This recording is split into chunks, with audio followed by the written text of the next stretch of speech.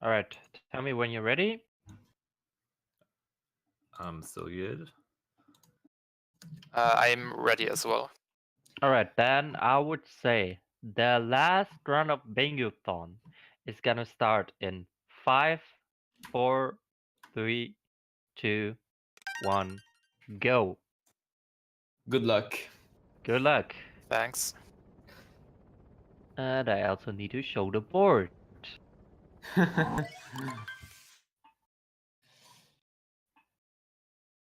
Also, guys, short reminder that we're still lacking a few dollars for the last incentive, so get that donations in. It's for a good cause. Yes, right now is the last opportunity. It will be amazing. And in any case, so we're now presenting to you guys the final run of the Bingothon. Hopefully, you guys will enjoy it. And now I shall let the runners and commentators talk. All Thank right. you very much. Yeah. What is up, guys? I'm Aggie, and along with me is Dangerous, commentating this Mario Odyssey triple bingo race between Braga and Zimpars. These guys are Good day, both friends. super good at this category. So yeah, we're getting started here. So basically, the format for this is triple bingo with Odyssey specifically. So just kind of a quick overview of the game. You go through level by level, kingdom by kingdom. And for bingo, we stop at the snow or seaside kingdom in terms of goals. But hopefully, we try to finish faster than that. Yeah, so the idea of this game, essentially, if you've never even played Odyssey before, for example, is that you kind of go through the kingdoms world by world. The game doesn't let you leave those kingdoms until you've collected a certain amount of power moons, and then you move on to the next one. So there are many objectives along the way. The game doesn't actually require you to complete the story in any way. Each of these kingdoms, in order to move on, the power moon goal is basically the only thing that exists to kind of proceed. But you will see some of those goals that kind of extend and prolong the kingdom in that way. So if you ever see for example, we see world peace restored in Wooded, so that would be essentially completing the story, going out of your way to actually complete the story objectives there. Right. So basically, it's game super open ended, which makes it great for bingo. And we've got a lot of really cool objectives we can go for here. But let's just take a look at the board here. Right in the middle, we have capture both the cactus and the tree. Those are two different captures in this game. So the main gimmick of Odyssey is that you throw your hat on enemies and you become that enemy. So in this instance, we need Mario to become a cactus and a tree. Just a fun little goal there for sure. Yeah, definitely one of the lighter ones. Pretty easy to get. Certainly. And this game kind of prolongs its content by being very collection heavy, I find. So power moons are just a plenty. There's 880 unique ones throughout the entire game. Of course, if we're only going to I think 7 kingdoms in bingo, maybe slightly more than that, then it's going to be quite a bit less than that in the available pool. But along the way, there are other collectibles such as regional coins, which are those purple coins you see on Zimpar's screen there on the top of the cliff. Now Bright Guy's screen there. So those purple coins tend to be kind of the basis of a lot of these goals, because they are what make certain other goals available as well. We see here, like, purchase 4 souvenirs, for example. Each kingdom has a shop in it that allows you to spend these purple coins on things. So by using these purple coins to buy things like souvenirs, things like stickers are available in the game as well. Different outfits are available in the game. So, you know, centering some of these goals around these purple coins can make for some interesting routing opportunities. Yeah, and we can see that both runners have opted to already get some of these purple points in this first real level of the game, Cascade. So, but we do have to finish off this Mountain Brutal fight to open up the rest of the kingdom and allow us to kind of really get into the meat of the bingo match here. Do we have time for a small donation? Yeah, of course. We have a $10 donation by Not Tricked at All, saying innocent. Well, thank you very much, Natrix. Much appreciated. I wonder who Natrix at all is. Yeah, what a mystery. In any case, thank you. All right, and getting back in here, we see both of these guys just finishing off the first big boss of the game here. Not too difficult. You can super cheese her with her chain chomp, just kind of capturing it right at the edge of its range to get an instant pull. Yep. This is very, like, more or less muscle memory for anybody who speedruns Super Mario Odyssey. It's just this Madame Brutal fight is a part of every category. You have no choice but to do it. There's not enough power moons in Cascade to proceed out of it otherwise, so you do have to actually do this battle in order to kind of open up the moon pool and continue your journey. Yep. And now we'll really see what these guys are going for objective-wise. We see in the top left of the board there is 20 regional coins in Cascade, which is the kingdom we're in right now. So we see Bry Guy already has 9 towards that, so it looks likely that he'll probably go for that. And then there is also a 2 moons from sub-areas in Cascade goal right under that one. Sub-areas would be little kind of individual rooms where you go through a door and to a separate loaded area, and they all contain 2 moons inside of them. Right. So to get that If you've ever played Super Mario Sunshine, for example, those little bonus rooms where the music would kind of change into that funky, you know, retro Super Mario Bros. Theme. The idea is kind of the same here, but this game definitely names sub-areas as places where 2 power moons live. One of them is usually kind of at the end of the sub-area, and the other one is hidden along the way. So these sub-areas do kind of exist all over every kingdom and make for some interesting goals as well, especially trying to figure out which ones the fastest ones are. Yep.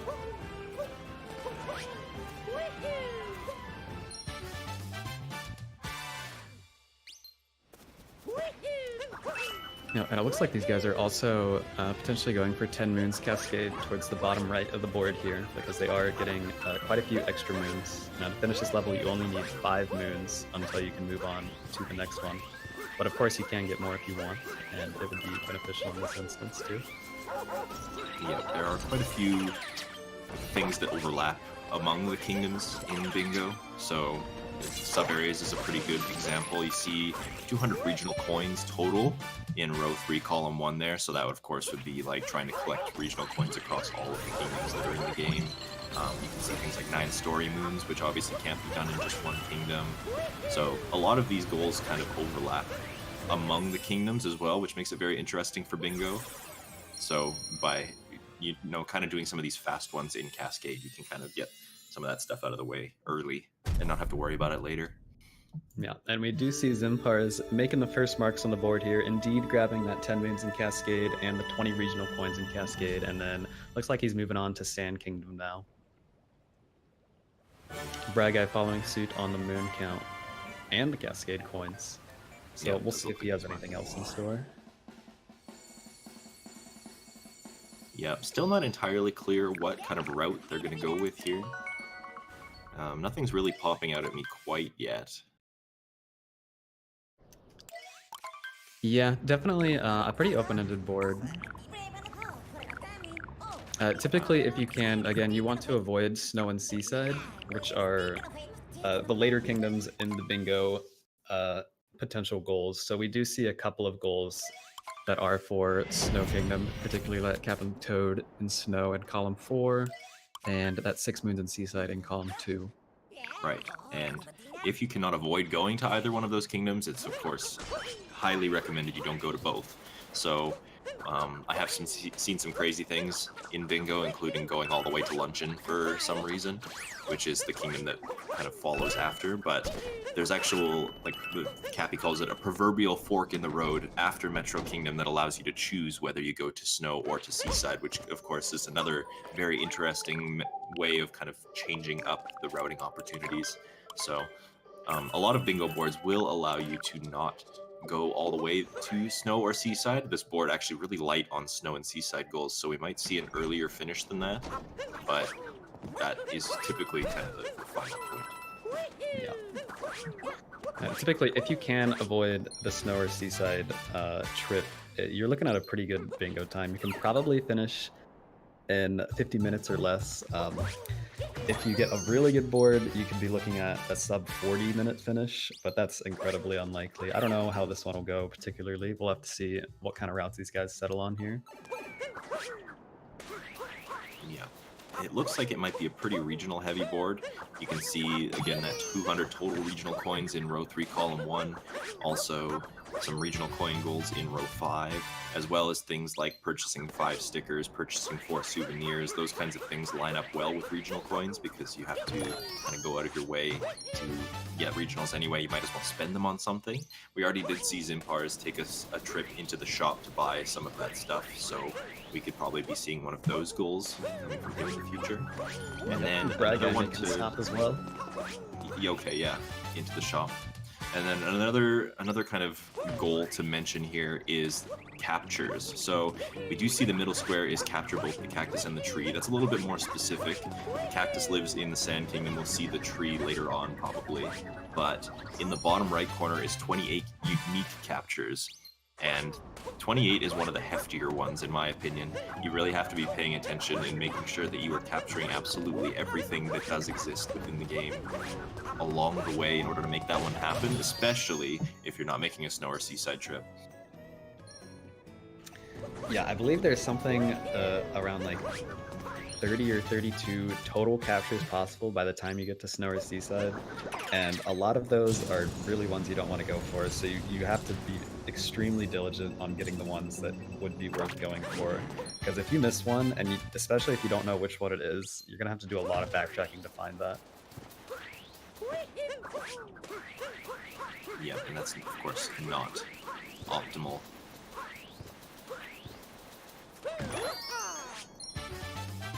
So both these guys just kind of bouncing around the Sand Kingdom. It looks like they're taking what we like to call more or less an any percent route, with the exception of the shop visit. They're kind of doing the typical fast way to get through the kingdom here. Zimpar's setting himself up for what we call the Sphinx Clip. Ooh, getting it on the first try. Wow. Very nicely done there, yeah. So that's done using what's called a roll cancel clip. So basically, if you roll out of a ground pound, you get this huge boost of momentum, and Mario gets a lot of speed built up. But then if you immediately cancel that roll and that momentum with a hat throw, he kind of slides through the wall almost. I don't really know how it works, but it does work. So. Yeah, it was, I think actually Zimpar's had a hand in discovering these roll cancels. But yeah, somebody accidentally was rolling towards a particular wall in Sand Kingdom, one that locks off the inverted pyramid from the rest of the game until you've achieved some story content. Somebody was just rolling towards it and roll cancel at just the perfect time and suddenly slipped through the wall. And ever since then, we've been shaving about 4 minutes off of our world peace times. So pretty interesting stuff. And then we figured out that, you know, when walls are shaped in specific ways, that sometimes we can do that in other places too. So one of the few gimmicks of this game, I suppose, there has been a couple patches to this game that have made roll cancel clipping a little bit more difficult, but in some places still possible. Yep. And meanwhile, on the bingo side of things, we did see Bry Guy go ahead and capture the cactus, so he is halfway done with that middle square goal. And I think Zimpars did the same as well. Yeah, he did just roll by it, so I would be surprised if he didn't actually make that up himself.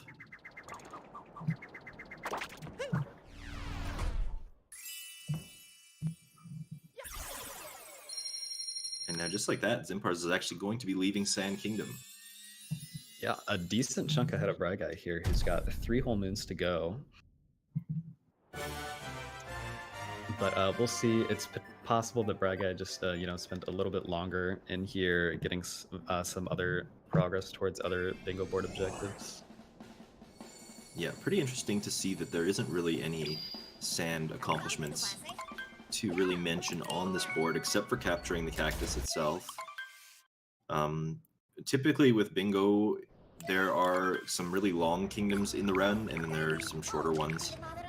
Sand, wooded, and metro being kind of the longer ones. So if you have a bingo board, typically you kind of try and find a way to spend a lot of time in the long kingdoms and knock off a lot of goals. Not really having that opportunity with Sand Kingdom here, but you do see some wooded goals on here, like World Peace and 2 ground pound moons in wooded, which means a Deep Woods visit. So it'd be interesting to see just kind of what approach they take here. Yeah, and we do notice that Brega is opting to go through a sub-area here to get his last 2 moons. I'm trying to figure out what that would be contributing towards. Possibly wanting to capture the Moai in there. It kind of resides in there to work towards unique captures. It's the only place you can capture the Moai without continuing the story, so that would make sense. Yep.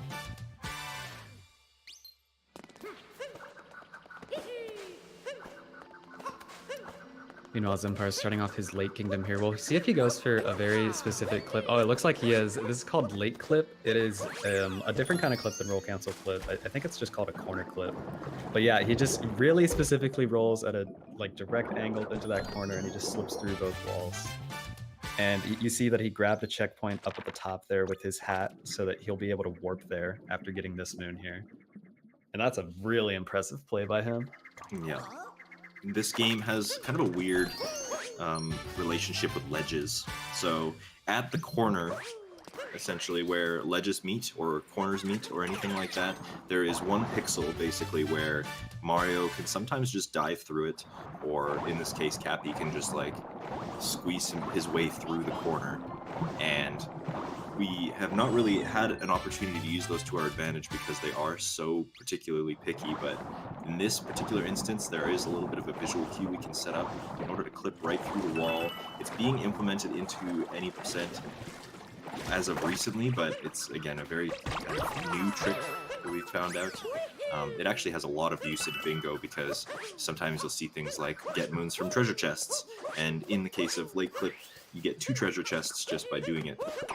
You also might see things like warp painting moons, which is the warp painting moon was the one that was at the top of that after the checkpoint. So Bingo uses the light clip very well to its advantage. I just want to say a real quick thank you to Anonymous for the $20 donation with no comment, meaning that our last incentive got met. All right. Wow, there we go. Oh, amazing. Thank you, Anonymous, for the $20 and for completing the incentive.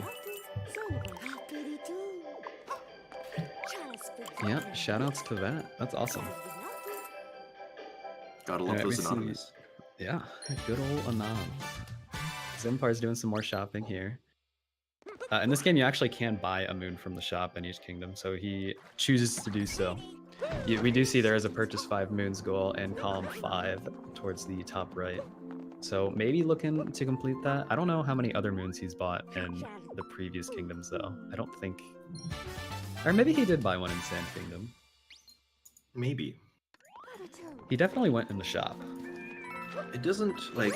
I'm looking at the row and the column that that particular square is in, and it doesn't really look that great, because you either have to go to Snow, Captain Toad, or you have to achieve world peace in Metro, which is probably the longest kingdom to achieve world peace in. Not a very good goal on the board, in my opinion. So maybe just purchasing the moons in the shop there because he's already in the shop buying souvenirs or stickers or something. But yeah. Yeah, fair enough. Is there a total moons in Lake goal he could be working towards here? I don't think... Oh, there is 12 moons lake in column 3. So, okay, that must be what he's going for here. Because you do only need 8 moons to complete this kingdom.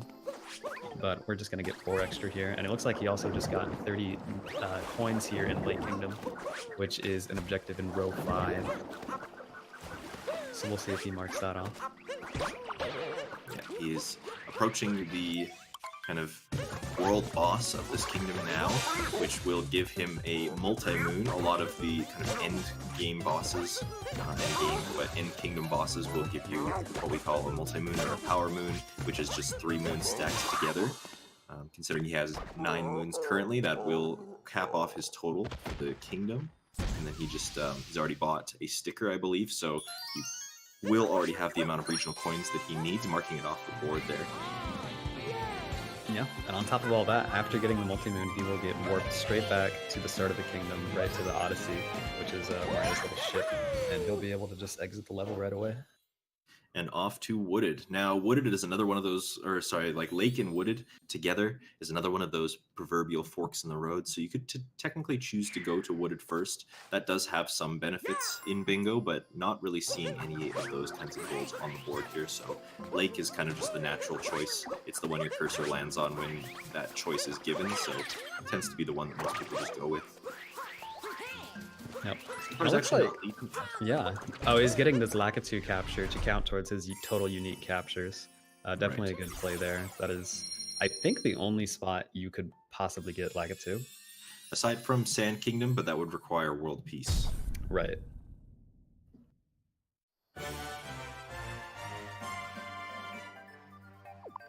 So yeah, just grabbing that capture, and then he's on his way. Guy following suit. Just finishing up this fight, we'll probably see him do the same, grab the Lucky 2 capture, and then be on his way. Yeah, and we're starting to see the board take shape here. We've got 4 objectives marked on Zimpar's side of things. Looks like row 5 is quite likely for him at this point. He has been buying stickers. He will be visiting Lost later on, and he's been working on the unique captures. So that'll be one of his 3 bingo lines he's going for here. Yeah, I would be surprised if we didn't see this top left to bottom right diagonal as well, because capturing both the cactus and the tree kind of fits in with the unique captures. If you have to get 2 ground pound moons in Wooded, that kind of requires a Deep Woods visit, unless you are achieving world peace. But if column 3 is in the picture, then that could be potential as well. And also the tree that you need to capture to complete that middle square does happen to reside within what we call the Deep Woods area of this kingdom. There's a place around kind of the edge where you can jump directly off into kind of a secret area where there's all sorts of darkness and spookiness and scary things happening, but there is a tree capture in there as well. Yep. And that is quite an annoying area to get out of, because it is totally disconnected from the rest of the level, and you are not allowed to warp out. You have to climb your way out, which is actually a pretty lengthy process. But it'll be worth it in this instance to get that tree capture. Certainly. And very fast ground pound moons exist in here as well. Yep. Alright, looks like Guy is capturing a puzzle piece here as well, just to cap off his captures. So we didn't see Zimpars actually go for that, but like we said, if you're going all the way to Metro, there's the potential for about 32 captures total. So there is a possibility to finish off the goal without going all the way there. Yeah, Guy definitely being a lot more diligent about that captures goal, though. So he's definitely playing it a little bit safer than Zimpars here. Hopefully Zimpars has enough of a track in his mind to make sure that he actually does reach 28 by the time he's done with the rest of his objectives. Yeah, luckily this game does keep track of them for you. Oh, Zimpar's going for Flower Road Skip and actually taking a bonk, trying to save himself. Unfortunate situation there. He actually got his triple jump eaten on his way over the railing, so he's gonna have to reset this up. This is a little bit of a tricky thing to do, a little trick jump that we do in all of the routes basically.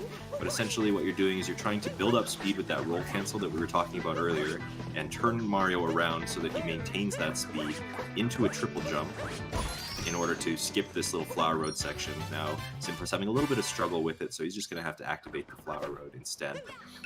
Yeah, and as fancy as that trick looks, it really does not save that much time. It's only about a 2-second difference from just taking the Flower Road, but you gotta go for it. It's so cool. Indeed. It's one of those things that's kind of ingrained in all of us as speedrunners that we just kind of we take the risk because, you know, everybody does it essentially. Same thing goes for like left side and Cap Kingdom. There's a couple tricks that, you know, probably don't save as much as we give them credit for, but we still pull off for the swag points here. And speaking of swag points, we did see Zimpars do what we call tower skip here. Now normally you have to climb up the inside of this tower to reach this boss fight that he is currently doing. But with a nice little triple jump and hat bounce, he can just kind of climb the outside scaffolding to get here much, much quicker. Yes, and we do see that his moon count is rather low as he approaches the spirit fight, which does kind of signal to me that he's going to be spending a little bit more time in Wooded, likely to finish off World Peace. Of all the kingdoms in the game, I would say that World Peace is probably the quickest out of the longer kingdoms to finish World Peace, because once you've been sent back to the Odyssey, like we'll see Zimpar's here, it does not take very long to get to where the final boss exists. So a quick kingdom to finish World Peace off in, not a bad goal at all, especially when you combine it with capturing the cactus in the tree, having to go into deep woods. There's a lot of good goals in column 3.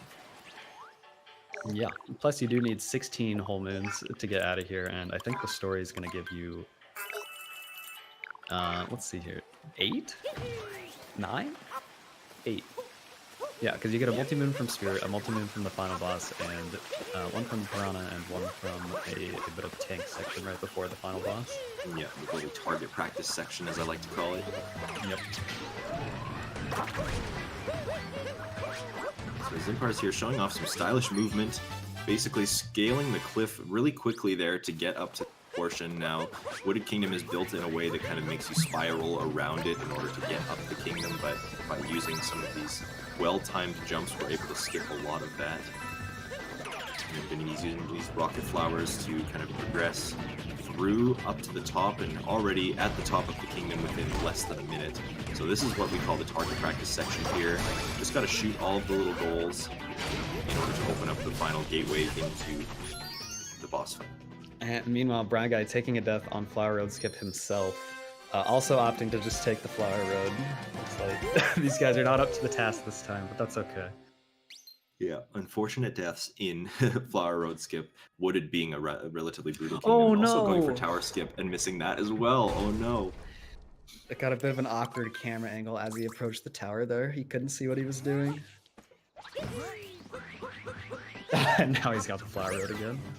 Yeah. The Walk of Shame. Alright, so Zimpar is opening up the way to the boss fight and grabbing the checkpoint so he can return here later. Probably just going to be picking up a couple of quick moons and then warping back up when he just needs 3 more.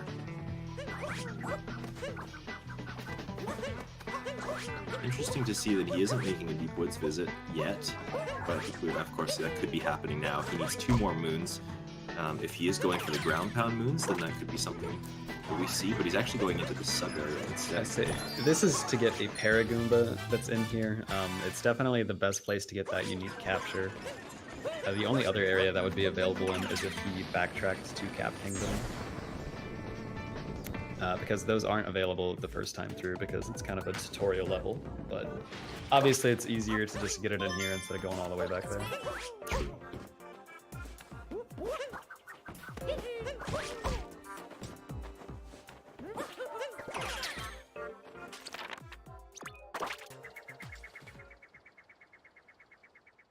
And we see Bragai finishing off Spewert here.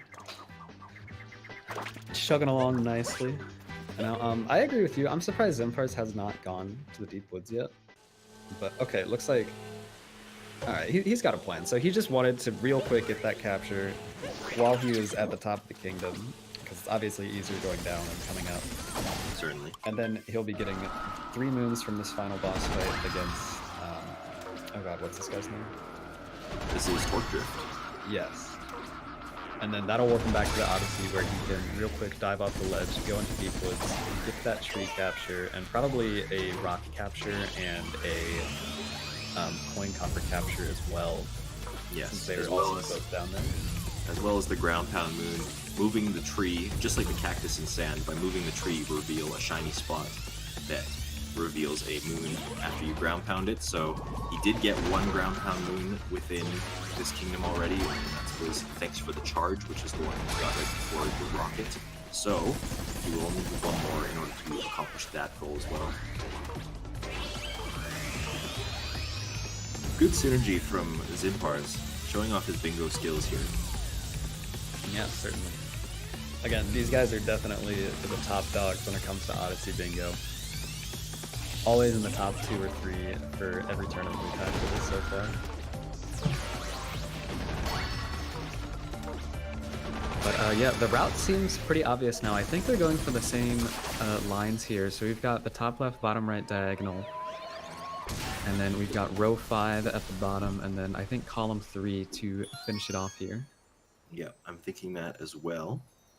So the only goal that kind of might be a little bit tricky is catch the rabbit in Lost. So Lost Kingdom will be the next kingdom that they visit after a quick detour to Cloud just to face Bowser. It kind of disrupts your pattern, disrupts your path through the worlds to have a quick fight, but nothing really happens there aside from that. Lost Kingdom comes afterwards, but the rabbit that exists in Lost doesn't actually live there until you've made a revisit to the kingdom. Something about these kingdoms is that they have particular phases depending on what point of the game you're in. Sometimes that phase changes, like we've seen Zimpar's already kind of progressing through world peace here. So as he's kind of nailed some of these bosses down, he's changed the kingdom and what is available. Lost Kingdom not really having anything to do as far as bosses, but does change as you kind of revisit it. So to get that achievement, to catch the rabbit, he will need to basically finish Lost Kingdom and then return to it later. Yep. And I think the rabbit's the only moon that is a second visit required, besides the post-game moons that spawn after you complete the entire game. Yeah, in Lost Kingdom for sure. There are a couple other instances, like I can think Cascade, for example. There's a shiny rock that lives in Cascade that's not available until you've made a revisit, as well as any of the shop content in Cascade Kingdom. It doesn't open up until a revisit, but yeah. Yeah. And we see Zimpar's climbing the vine on out of this deep wood section. That'll spit him out right next to the Odyssey, and he's probably done here at this point. Oh, I was wrong. One of the shot. A little bit of a roll around here. What could he be missing? I'm kind of curious, actually. Yeah, I'm not really sure what's on his mind either. Yes, I think maybe he missed the Fire Bro capture here. So yeah, that's just definitely grabbing important.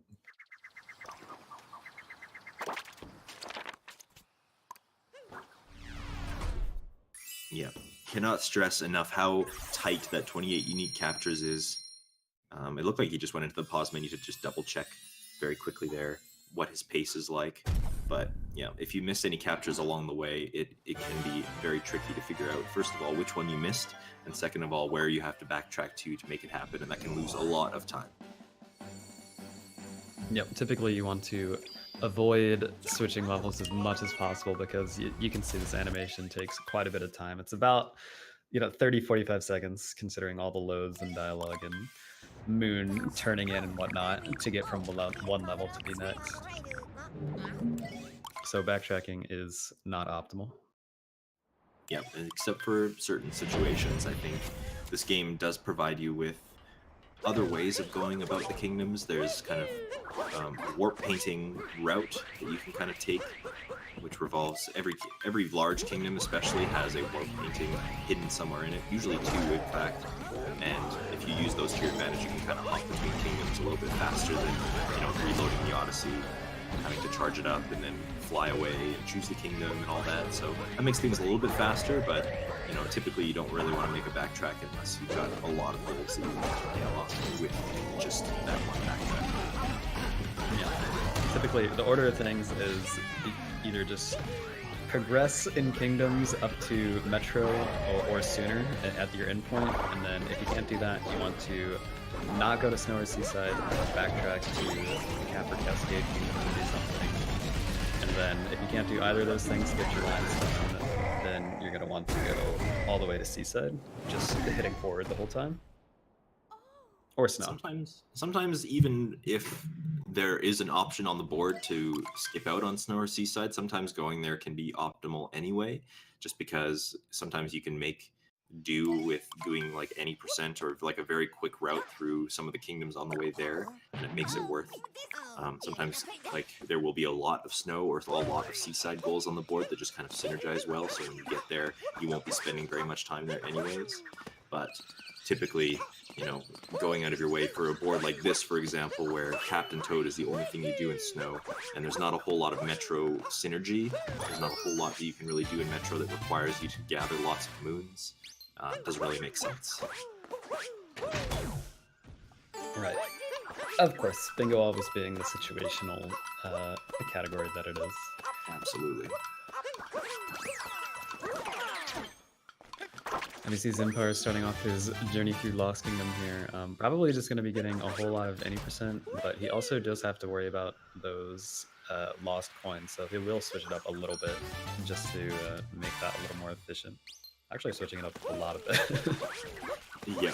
Making an interesting route through here, gathering some fast moons, probably going to be going out of his way for some captures as well. We saw him grab Glidon at the top of the mountain there. Not actually using him for anything, but he's also looking to get some regional coins, so some regional coins exist fast in here. Using this instant death poison to activate a quick death warp back up to the top of the mountain. Yeah, so when you die in this game, you will respawn either at the last checkpoint you hit or the last story moon you grab. So we can abuse that really well in Lost Kingdom here because there is a checkpoint right at the top, which is obviously super useful for just going in any direction you want. Certainly, a very good vantage point in this kingdom. But aside from that, he's probably just going to continue with like an 80% approach and then be on his way, collecting 25 total regional coins along the way.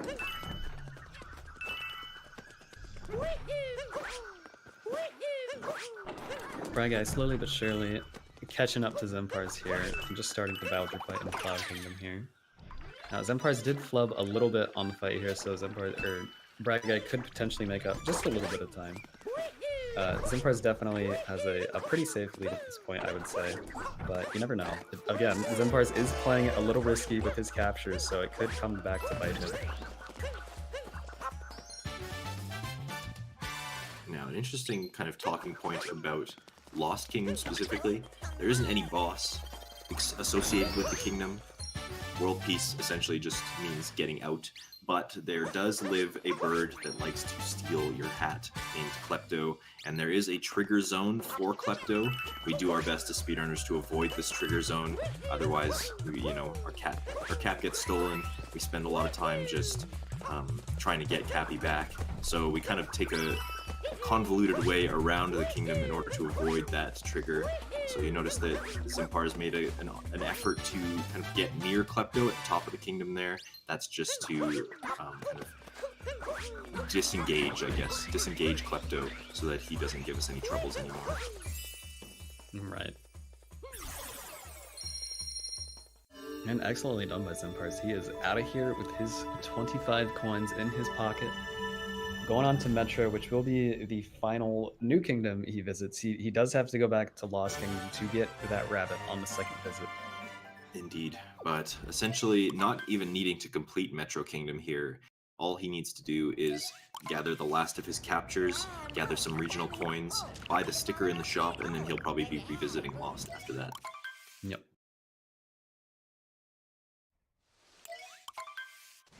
Time-wise, certainly looking like a sub-50 finish from him. Very nicely done. Yeah, depending on the board, sub-hour, of course, is the kind of the goal that you shoot for when you first start doing bingo. And then, yeah, a lot of boards offer an opportunity to be somewhere in the 50-minute mark. But if you get really lucky, sometimes you get a board that ends in a kingdom like Wooded, for example, which is extremely early. And those boards can sometimes last less than 40 minutes, but I've only seen one of those in my entire Odyssey viewing experience, I suppose, and I think Zimpar's was the one to do it.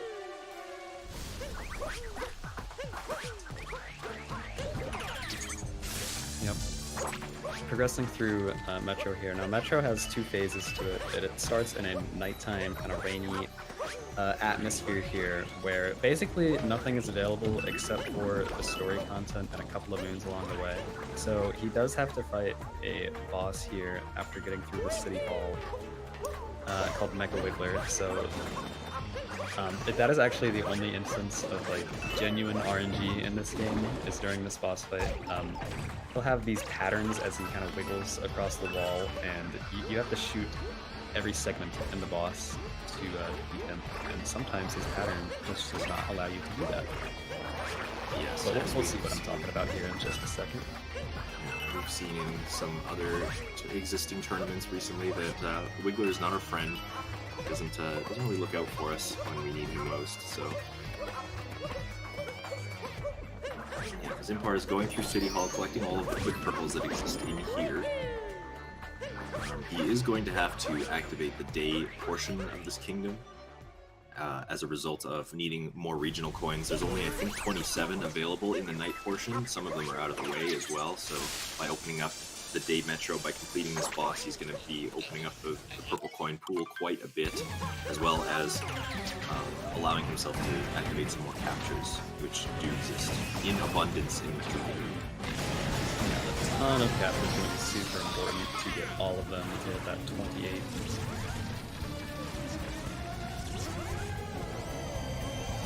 But yeah, we're seeing Wiggler here. Now the goal here is to defeat him in 2 cycles. We saw that Zimpar's just finished the first cycle there, shooting all his segments on that wall. And then he's going to slide against the wall here to manipulate the Wiggler to take as short a path as possible to start the second phase. And then we'll see what kind of pattern our boy gets here. You can only hope for the best. This boss is particularly frustrating because of its hitboxes. Oh yeah, they're horrible. You might be able to see what I mean here. So essentially, when the boss crosses, the hitboxes kind of get in the way of one another. Zimpar is actually not having any difficulty with that at all. Yeah, he nailed that. Yeah, he's kind of let the Wiggler spread out towards the end and was able to just like snipe all of the remaining circles, making that boss fight look really easy. But again, if it crosses over itself at any point, the hitboxes can get in the way, and even though it looks like you're shooting the segments, sometimes the game doesn't register it. So it can be very frustrating to have to deal with. Absolutely. Luckily, no issues this time around. Hopefully the same for Buragai here as he approaches the fight. Just starting off his trip through Night Metro here.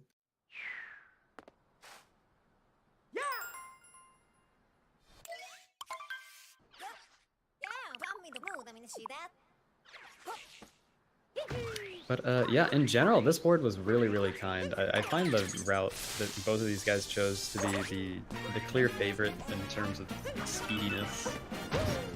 So no surprise if they settled on the exact same lines this time around. Yeah. But again, with this game being so open and being so diverse in its ability to kind of do the game as you choose, you know, there's no real linear path to it aside from the order of the kingdoms you do them in and stuff like that.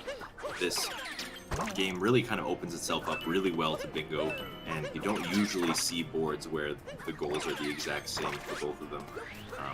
This one did indeed have kind of the clear favorite here, but I think that our bingo for Super Mario Odyssey is set up in a way that makes it very ideal to kind of, you know, there is no such thing as a real bad bingo goal, in my opinion.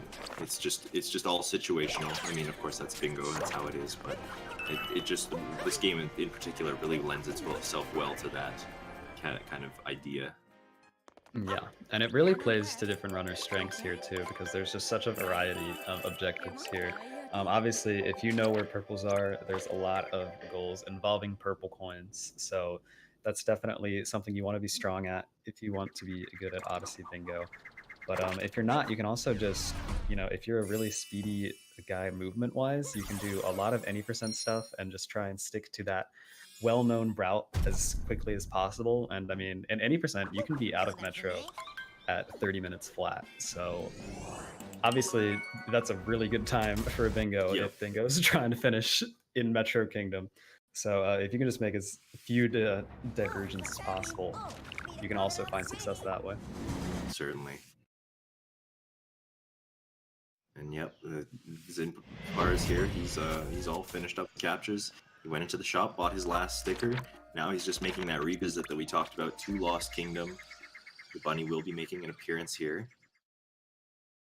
Yep. So all he's got to do is actually like the hardest bunny to catch, in my opinion. It's certainly really there is a bit of a strategy where you can kind of drop on top of from here. see Zimpar's doing exactly that. Oh, very nice. I haven't seen that before. Yeah, I'll that's get my notepad here. That's a bit of a darker side strategy in particular, so making use of that, and then that's it. He's done, just like that. And a 44-minute time, that is pretty incredible for Bingo, I would say. Low 40s are hard to come by. Obviously, the board really matters, but, you know, making really quick work.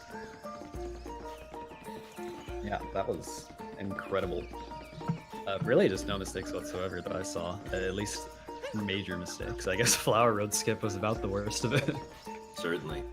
Execution, really not, you know, suffering at all with Bingo and, you know, having to think about what you're doing and stuff like that. A lot of times it's easier to kind of fiddle up and show some spaghetti, but Zimpar's really keeping it solid.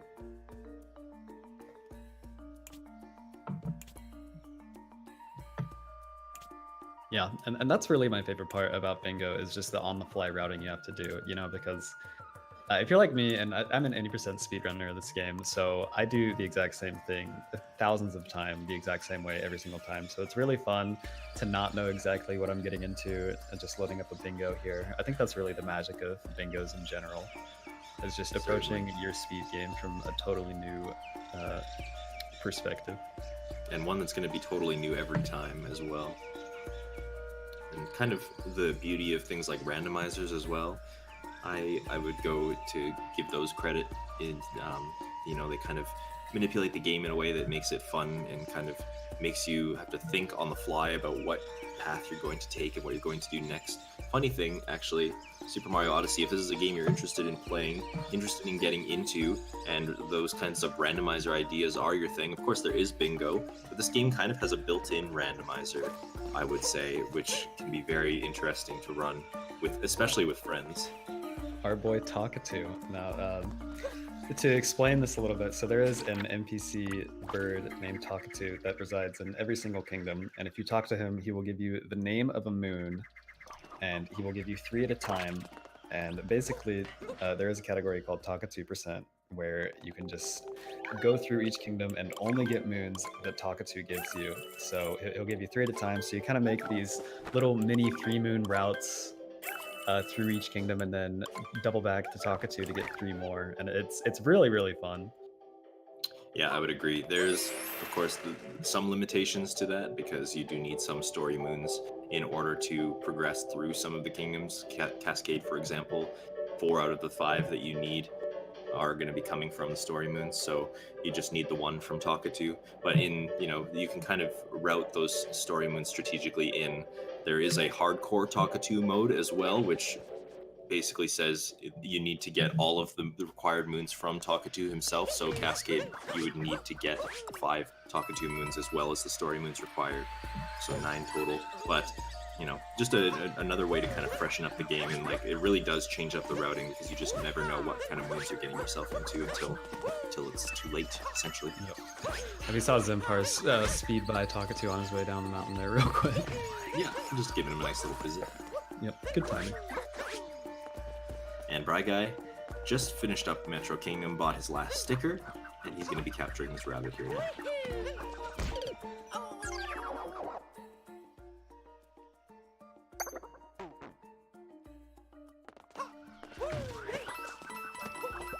We'll see if he nails this fancy drop-down strat that Zimpar has perfected. Oh yeah, even better arguably. That was really nice. Yeah, and just like that. The 48-minute time again, coming in underneath 50 minutes. Very solid performances from both of these guys. Some of the greatest in Bingo, as we mentioned. And yeah, GG's to both of them. Yep, and we've got both runners in the call now, I believe. So Yes. walk me through it, guys. Congrats, Zimpars. I guess we'll start with you. How did you like the board we've got here? Thanks. I liked the board because I found a route relatively quickly. Like, I can explain my thought process a little bit. Like, first I marked the snow and seaside goals to try and avoid them. And then I was left with, like, I think 5 or 6 rows. And I didn't want to do World Peace Metro. and I have bad experiences with 9-story moons, so I went with the other ones, the other 3 that were left. I guess that's all that's really left. I suppose column 1 would be available, but 200 regional coins is a little bit of a stretch sometimes. 6 music notes actually requires you to go to snow or seaside. Ah, there you go. Yep. It's one of the hidden goals. Right. It can trip you up very badly if you don't realize that until it's too late. But yeah, what about you, Bird Guy? Obviously, you ending up with the same route as Zimpar's here. Definitely the best route on the board. Absolutely. Yeah, it was exactly the same process. Crossed off all the snow seaside, took a look at there were like 2 metro. So that I realized you had to go to Metro Day, right? So it was 35 regionals, 9-story moons, or World Peace. And 9-story moons and World Peace just take a very long time. So this was left. It looked pretty quick. I think I played all right. I definitely had a few mistakes. And captures, I maybe like over captured a little bit. I think I have 29 possible pretty easily here, but Yeah, I Yeah, think that that's was really good. where the big difference time-wise came in from, because you did take a couple of slow captures in Sand Kingdom with the Moai and the puzzle block in Lake Kingdom that Zimpar has opted not to go for. gotcha. Yeah, mine went surprisingly well. I didn't have it planned out from the start, but at some point I knew that it will work. Yeah, going All to right. Bay Metro requires 32, I think. So Are there Yeah. any last thoughts you'd like to talk about? no, I think we're good. Don't think so. Yeah, thanks for having us. Well, so first off, congratulations to the both of you, and of course not to just you two, those are our commentators right here. All of you were amazing at what you're doing. And you know, the more I look at a bingo board, the more I'm just amazed because you know there's the vertical one, there's the horizontal one, there's the diagonal one. I'm just like, wow, that's what happens when you're experimenting in bingo, huh? Yeah, there's a lot of options when it comes to Odyssey Bingo. It's really great.